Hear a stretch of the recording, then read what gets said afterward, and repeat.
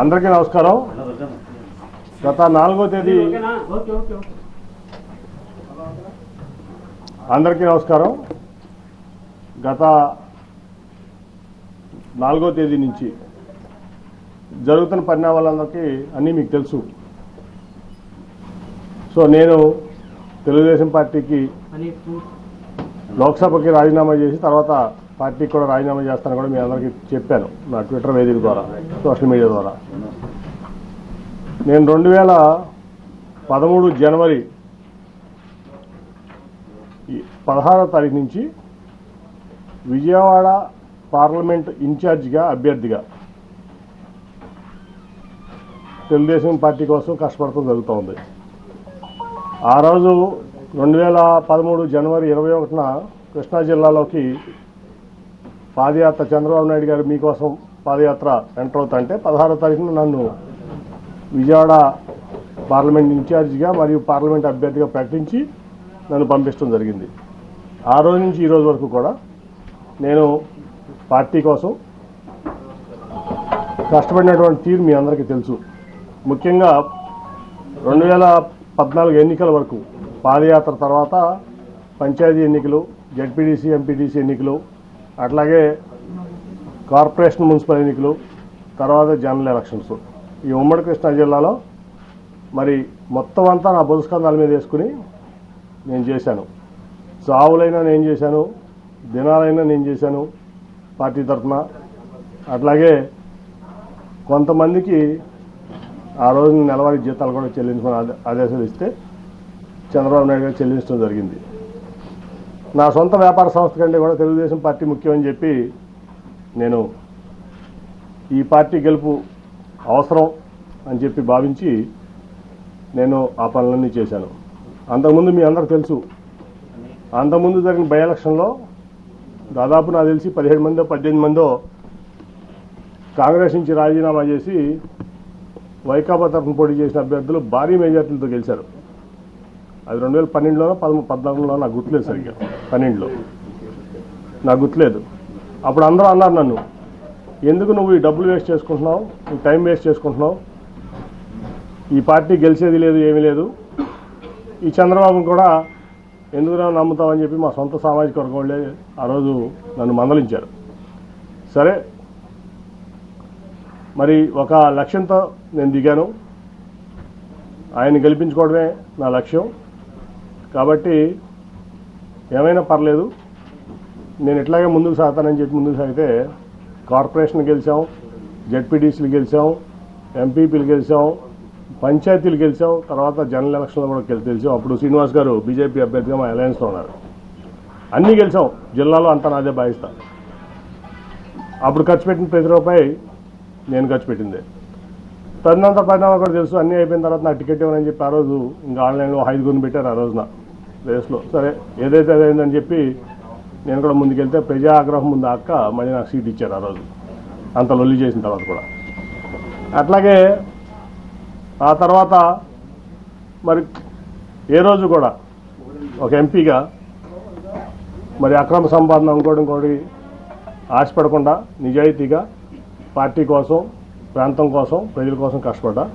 ఆ ప్రాసెస్లో మీ అందరికీ కూడా తెలుసు, ఆస్తులు అమ్ముకున్నా, వ్యాపారాలు మానుకున్నా.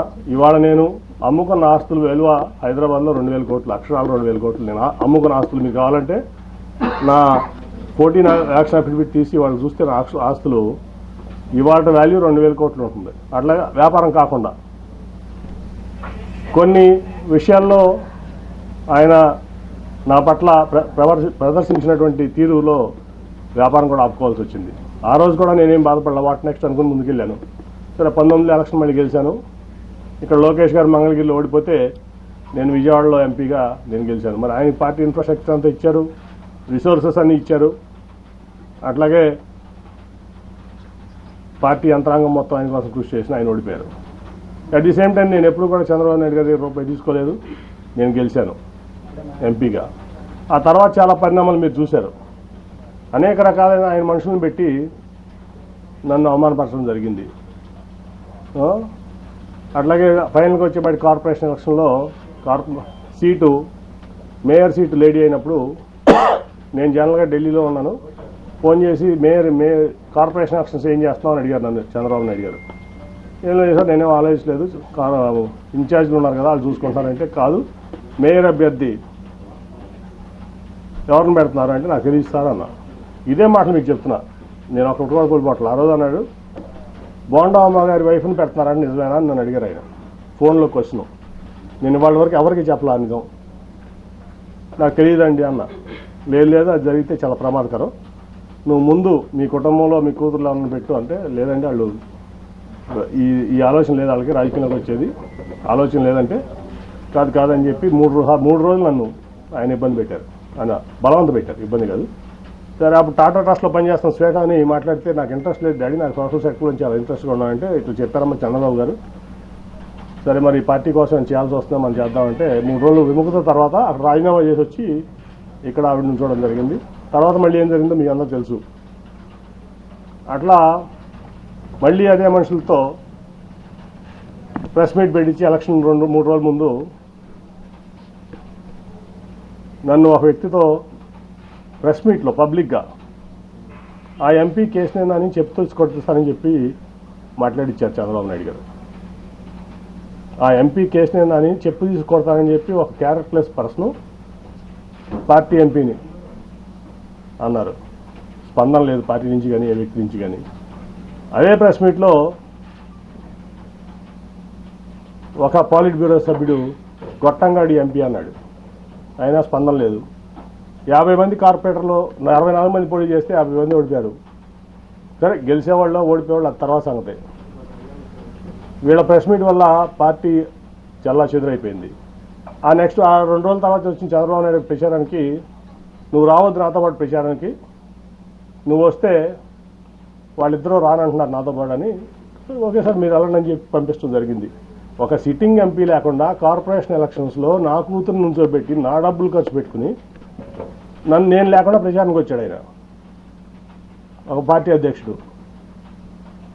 అట్లాగే అంతకుముందు మీకు అసలు యాక్చువల్గా చెప్పాల్సింది ఏంటంటే, రాబిన్ శర్మ టీము నేను నెట్టనారావు గారు కూర్చుంటే వచ్చి, సార్ మన పార్టీకి 5 సీట్ల కంటే ఎక్కువ రావట్లేదు ఎలక్షన్లో, దీనికి అసలు మరి ఏం చేస్తారో తెలియదంటే, నువ్వు ఆ రిపోర్ట్ ఎక్కడ బయటికి పెట్టమాక, మీరు నెట్టనారావు గారు సాక్ష్యం దీనికి, నువ్వు ఆ రిపోర్ట్ ఎక్కడ బయట పెట్టమాక, నేను చూసుకుంటాను. ఆల్రెడీ రంగంలో ఉన్నారు 64 మంది, నీరు గారిపోతారు, చాలా ఇబ్బంది పడతారు, సెల్ఫ్ కాన్ఫిడెన్స్ కోల్పోతారు, అసలు ఎక్కడ బయట పెట్టమాక నేను చూసుకుంటానని చెప్పి నేను ఫండ్ చేసి, ఏ ₹1 పార్టీ కానీ ఆడ ఇన్ఛార్జ్ కానీ ₹1 ఇవ్వాలి ఒక క్యాండిడేట్కి, మొత్తం నేను ఫండ్ చేసి నేను నుంచోబెట్టి నేను గెలిపిస్తే వీళ్ళు మొత్తం చెడగొట్టారు.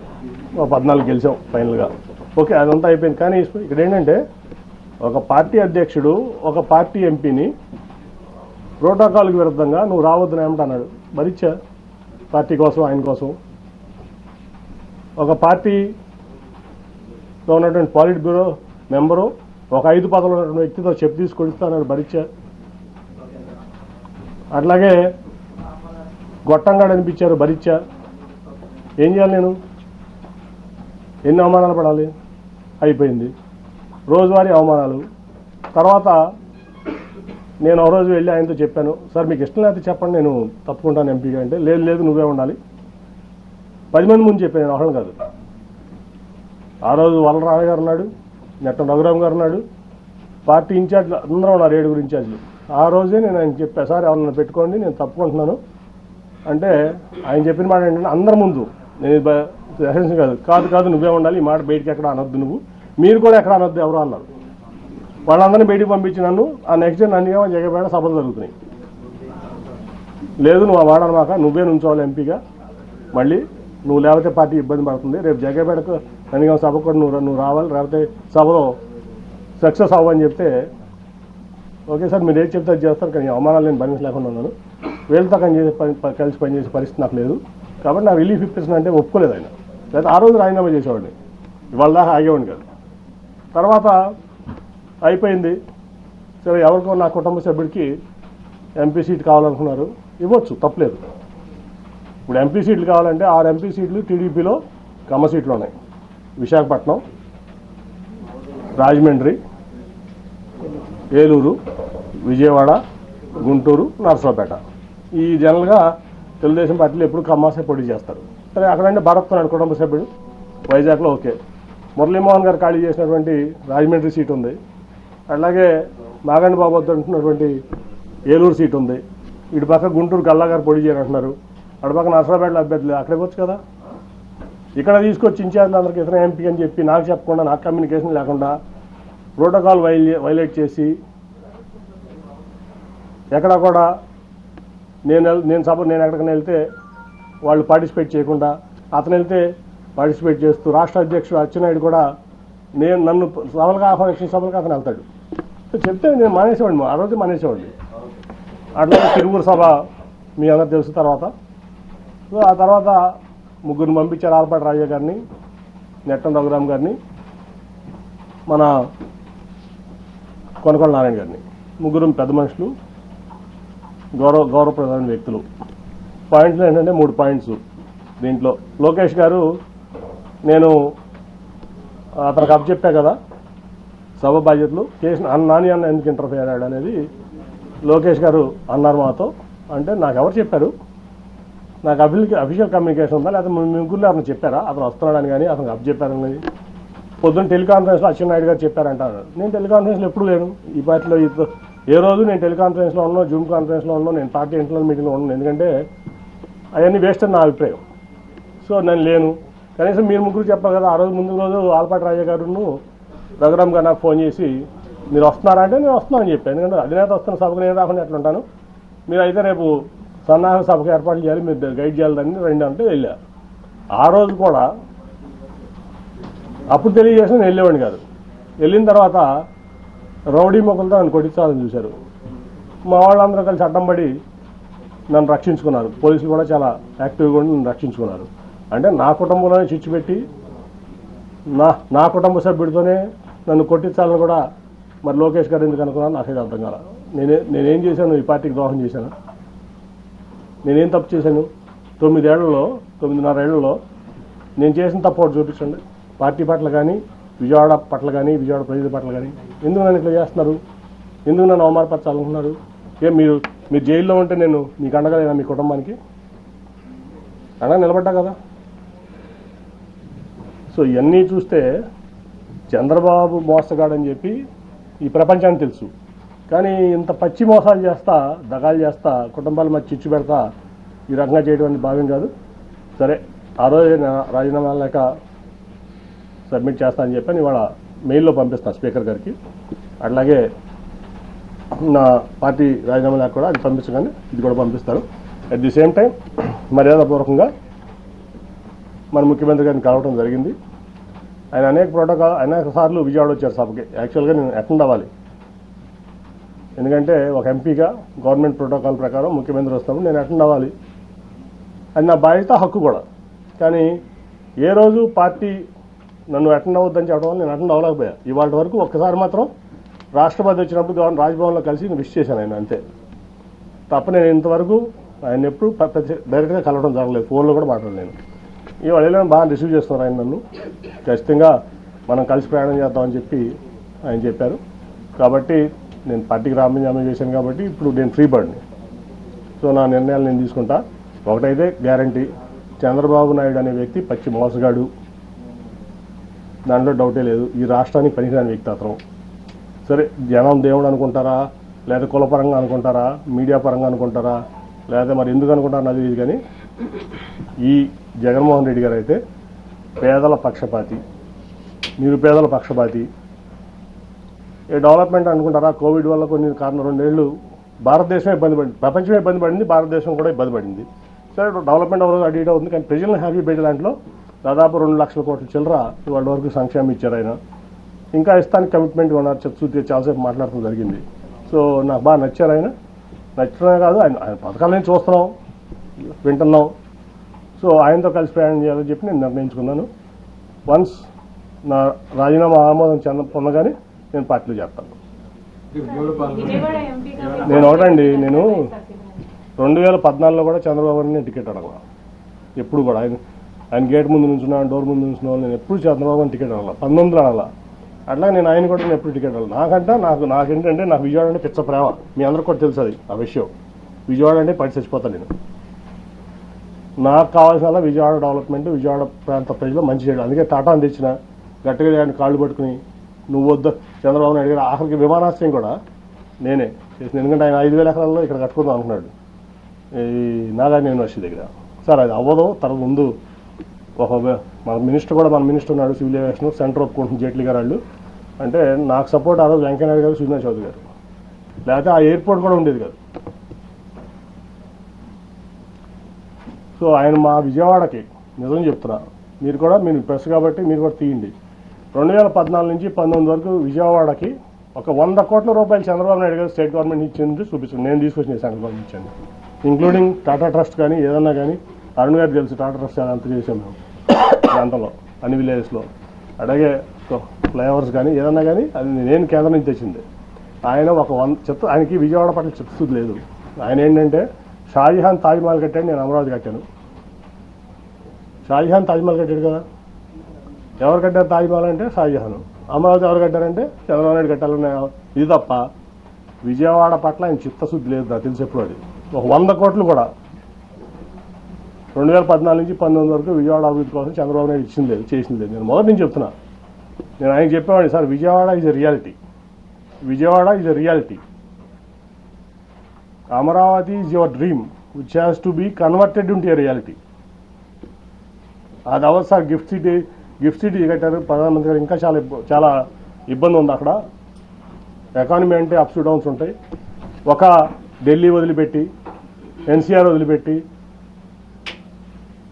అహ్మదాబాద్ వదిలిపెట్టి, బాంబే వదిలిపెట్టి, పూణే వదిలిపెట్టి, చెన్నై, బెంగళూరు, హైదరాబాద్, కోల్కతా వదిలిపెట్టి అమరావతి ఎందుకు వస్తారు సార్? ఎవరన్నా దేనికి వస్తారు? ఇవన్నీ అవ్వవు సార్. ముందు విజయవాడ, గుంటూరు ఇవన్నింటినీ చేసుకుందాం మనం అని చెప్పి ఎన్నో సందర్భాలు కన్ఫరెంట్ అయ్యాను. కానీ ఫస్ట్ టైం నేను ఎంపీని, నీకేం తెలియదు అని చెప్పి నన్ను తోసేవాళ్ళు. ఓకే, నా పని నేను ఏదో సెంట్రల్ గవర్నమెంట్ తెచ్చుకున్నా, నా విజయవాడ కోసం చేసుకున్నా. ఓకే, నేను హ్యాపీ, నా విజయవాడ ప్రజలు హ్యాపీ. నన్ను వాళ్ళు ఓన్ చేసుకున్నారు, వాళ్ళు నేను ఓన్ చేసుకున్నా. రెండోసారి యాంటీ వేవ్లో కూడా నన్ను గెలిపించారు.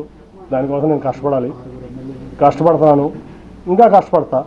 సో నేననేది ఏంటంటే, నేను ఎప్పుడు ఆయన్ని టికెట్ అడగలా, ఈయన్ని టికెట్ అడగలా. సో నేనైతే జగన్ గారితో సేల్ చేద్దామని చెప్పి నిర్ణయించుకున్నా. సేల్ చేస్తాను, ఆయన ఏ బాధ్యత చెప్తే అది చేస్తాను. సార్ మీతో పాటు టీడీపీలో సిట్టింగ్ ఎంపీలు చాలా మంది పోటీకి దూరంగా ఉన్నారు, ఎందుకంటారు సార్? మిగతా ఎంపీల గురించి తెలియదు కానీ విజయవాడ పార్లమెంట్లో అయితే టోటల్గా 60% టీడీపీ ఖాళీ చేసేస్తాం, దాంట్లో డౌట్ లేదు. సో ఇందాక మాట్లాడుతూ బోండా ఉమా గారి వైఫ్ కి మేయర్ అభ్యర్థిగా ఇస్తే ప్రమాదం అని చెప్పాను. ఏంటి సార్ ఈ క్వశ్చన్? అది నాకు చంద్రబాబు గారు అడగదు, ఆయన చెప్పిన మాట మీకు చెప్పా. ఇవాళ వరకు నేను ఎక్కడ కూడా ఎంత అవమానాలు తిన్నా నేను రివీల్ చేయాలి, మీకు కూడా తెలిసిన సంగతి. ఆయన అన్నమాట అది, బోండా ఉమా గారి వైఫ్ని పెడుతున్నారంట, నిజమేనా అని అడిగారు నన్ను. ఇదే క్వశ్చన్, నాకు తెలియదు సార్, నేను అసలు దాంట్లో ఇన్వాల్వ్ అవ్వలేదు అన్న. కాదు అది చేస్తే చాలా ప్రమాదం, నువ్వు ఇమీడియట్గా మీ అమ్మాయిని పెట్టని చెప్పి పంపించారు నన్ను. ఢిల్లీ నుంచి విజయవాడ పంపించారు ఆయన. ఈ మాట ఇవాళ వరకు నేను ఎవరికి చెప్పలా, ఇంక్లూడింగ్ నా సొంత కుటుంబం చెప్పలా. 60% తెలుగుదేశం పార్టీ ఎన్టీఆర్ జిల్లాలో ఖాళీ అవబోతుంది. 60% ఏదైనా నేను జగన్ గారితో కలిసి ప్రయాణం చేయడానికి నిర్ణయించుకున్నా. ఆఫ్టర్ మై రిజిగ్నేషన్ నేను మానసిక వ్యభిచారం చేయను కొంతమంది లేక, మీకు అర్థమవుతుంది ఎవరో. కాబట్టి నేను రాజీనామా చేసి వచ్చి ఆయనతో సేల్ చేయడానికి, ఆయనతో పాటు సేల్ చేయడానికి పేద ప్రజలకి ఆయన అండగా ఉండే తీరుకు నాకు నచ్చింది. కాబట్టి ఆయనతో పాటు నేను నడుస్తానికి నేను సిద్ధపడ్డాను. ఆయన ఏదో ఆదేశిస్తే ఎంపీగా పోటీ చేయమంటాడా, ఖాళీగా ఉండమంటాడా, పార్టీ చూసుకోమంటాడా, విజయవాడ ఎన్టీఆర్ జిల్లాలో ఆయన ఇష్టం, ఆయనకు వదిలేసాం.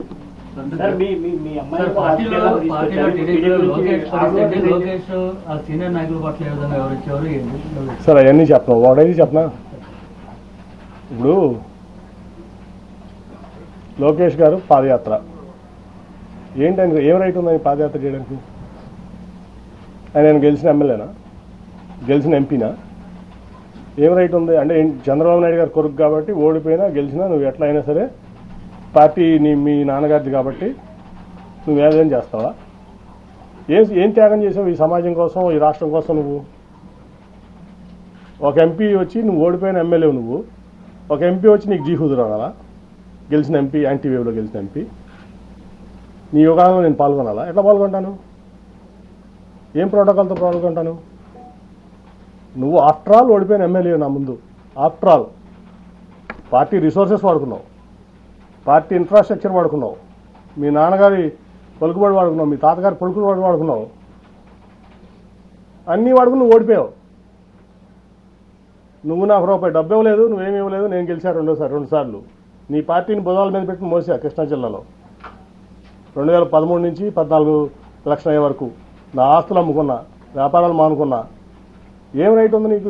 ఏం త్యాగం చేసావు ఈ పార్టీ కోసం కానీ సమాజం కోసం కానీ? నువ్వు ఏం రైట్తో యోగాళం చేసావు? ఏం రైట్తో నువ్వు సీనియర్ని శాసిస్తున్నావు? ఏం రైట్ ఉందా నీకు? ఓ 10 సార్లు ఎమ్మెల్యే చేసావా?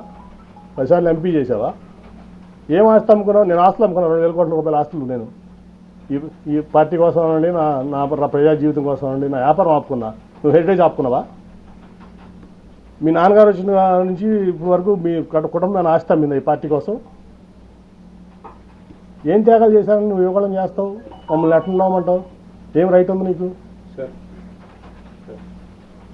జనసేన టీడీపీ కలిసి రేపు ఈ పొత్తులో భాగంగా పోటీ చేయబోతున్నారు, జగన్ ఒంటరి చేస్తామని చెప్పి పవన్ కళ్యాణ్ కూడా మాట్లాడుతున్నారు. సార్ నేను చెప్పనా, ఆల్రెడీ మీ ఢిల్లీ ప్రెస్ ఎప్పుడో రిపోర్ట్ చేసింది, సంవత్సరాల క్రితం అనుకుంటా. 40 సీట్ల కంటే ఎక్కువ రావట్లా కూటమికి. చెప్పండి, మళ్ళీ చెప్తున్నా ఇంకోసారి. ఢిల్లీలో నేను సంవత్సరం క్రితం చెప్పా, మళ్ళీ అదే చెప్తున్నా. అర్థమైందా?